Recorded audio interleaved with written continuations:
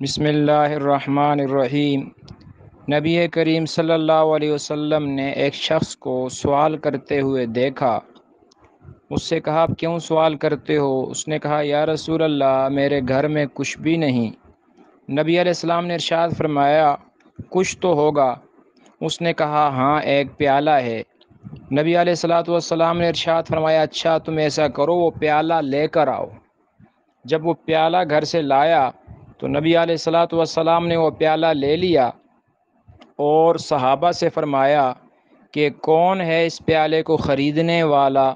اس کی گویا کہ قیمت لگائی، بولی لگائی۔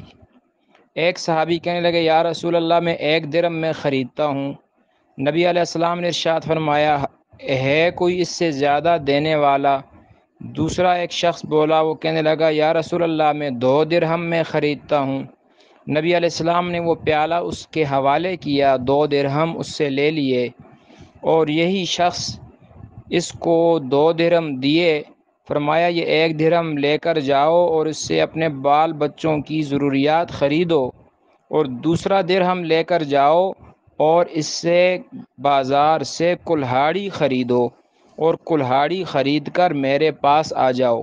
وہ شخص چلا گیا، پھر واپس آیا اور کلہاڑی لے کر آیا۔ روایت میں آتا ہے، نبی علیہ السلام نے اپنے دست مبارک سے خود اس کلہاڑی کے ساتھ دستہ لگایا۔ یہ پیارے نبی صلی اللہ علیہ وسلم کی تعلیم کا طریقہ تھا، تربیت کرنے کا، اصلاح کرنے کا طریقہ تھا۔ ہم ہوتے کتنی باتیں سناتے، تو ایسا ہے، ایسا ہے، اور محنت مزدوری نہیں کرتا اور مانگتا ہے۔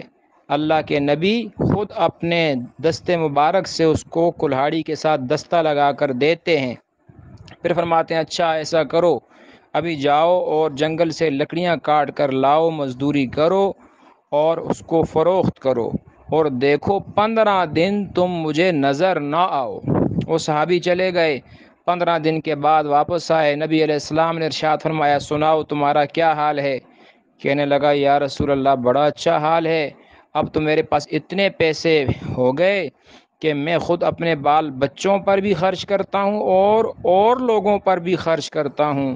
اللہ کے نبی صلی اللہ علیہ وسلم نے ارشاد فرمایا، یہ تیرا حال اس پہلے حال سے بہتر ہے کہ جب تو سوال کر رہا تھا۔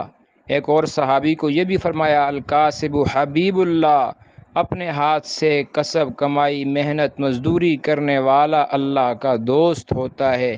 تو ہم محنت بھی کریں، اللہ سے دعائیں بھی مانگیں۔